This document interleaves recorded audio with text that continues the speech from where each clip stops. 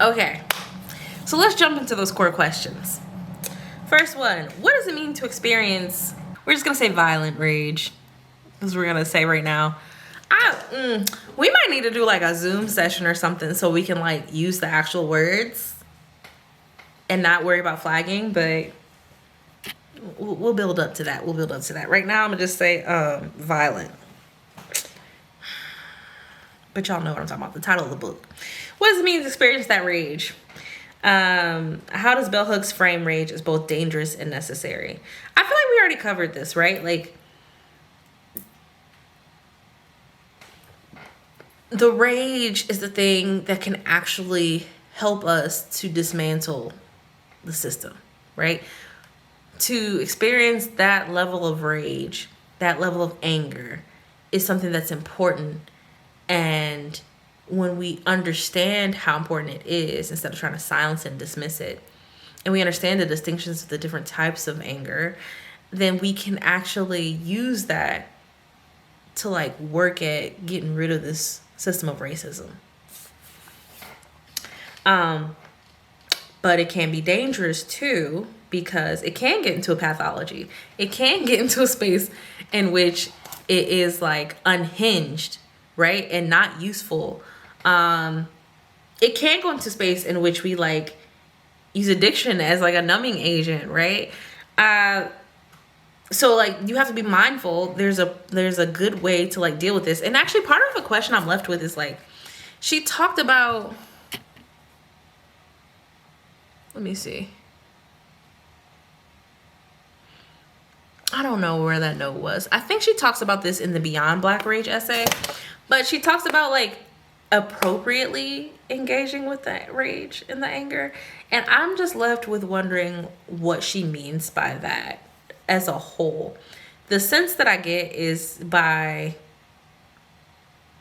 like, first of all, like acknowledging the rage, then accepting it, and then like evaluating it, and evaluating it also within the pathology of white supremacy. But I also wonder like what other ways she might recommend or suggest like dealing with this rage and utilizing it. How do we turn the rage that you initially feel into a militant rage? She talks about like the distinction between rage felt by the privileged versus rage felt by like the oppressed. I want that exact language again.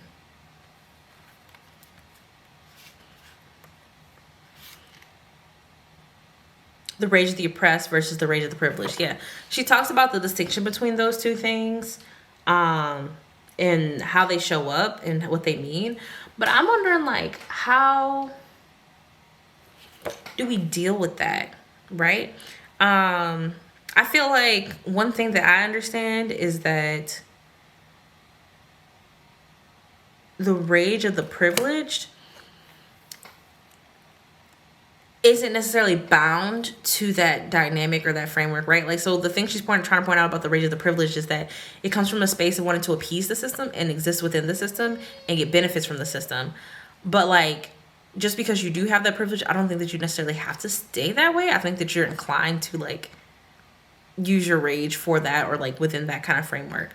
But I think that like the rage of the oppressed leans itself more into trying to dismantle the system because it's like living with under that umbrella of oppression. But maybe like when you have both privilege and oppression, it's a choice. I don't know. I'm just wondering about that dynamic. I think that's really interesting to think about, and like how to make choices about your rage and when we make choices, if we're making choices, and how do we deal with those choices. Like another thing that this last paragraph reminded me about is like the rage of the privileged versus the rage of the oppressed. Is just kind of thinking about like a recent interview that Kamala Harris did with the Colbert Show, and she talked about how for a long time she was trying to like work within the system, but she's tired. So she's like, I'm just gonna do stuff from the out now. And it just kind of reminds me, like, before, I feel like she's taken on that like rage of the privilege before, and like trying to like just shift the system but keep it. And I feel like her dealing with this most recent presidential campaign and seeing how she was treated and just like how she was handled, I feel like that woke up a piece of her about more of that oppressed rage perspective, which always existed by means of her having the identity she has in this system. But there was a certain level of privilege that she was also existing in by means of various factors I'm not getting into right now because I don't have time for it. But like, I feel like hearing her in an interview kind of reminds me of this last paragraph where she's like, yeah, we're not going for trying to make the system work anymore. Like, it has to change.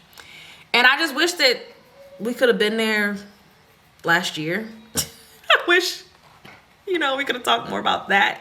And from that perspective and that framework last year, I feel like maybe things could be different about who's sitting where they are right now, but whatever.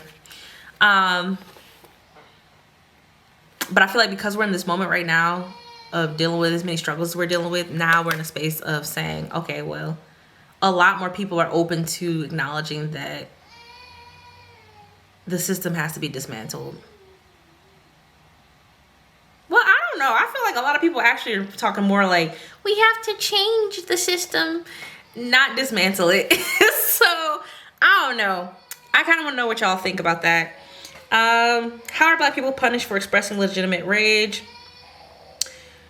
We talked about that a little bit, but like mainly, right? Like she talks about like how people have violence enacted upon them, how like they're talked about as being like their rage being unjustified, like in the media and things like that. Yeah, I think it's one of the most interesting questions. 3, what are the limits of rage? When and how must it transform? Well,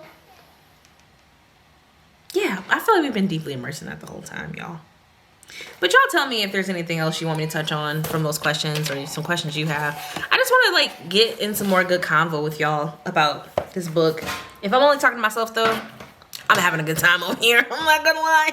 I'm having a great time over here just thinking and reading and reflecting and connecting. So I would love for y'all to comment though. Leave some comments so we can talk with each other. And yeah, I actually like after doing this, I would really love to have like a Zoom session where I just sit back and kind of like let y'all kind of like talk and I just mostly listen because I talk so much here.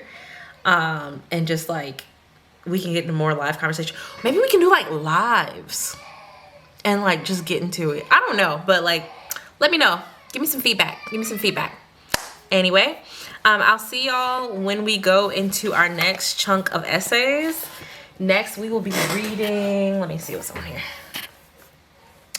We're going to be reading Representations of Whiteness in the Black Imagination, Refusing to be a Victim, Accountability and Responsibility, Overcoming White Supremacy, a comment, Beyond Black Only, Bonding Beyond Race. Ooh, yeah, I'm excited. So, thanks for watching, however long this video may be. And yeah, I'll see y'all in the next video. Thanks for commenting and engaging however you're doing it. Don't forget to like and subscribe if you haven't liked or subscribed yet. Liking, make sure that more of these videos pop up for you if you actually like them. And then commenting also helps with that. And subscribing, of course, means that you'll be here when I post more things. So come join. Anyway, see y'all. Bye.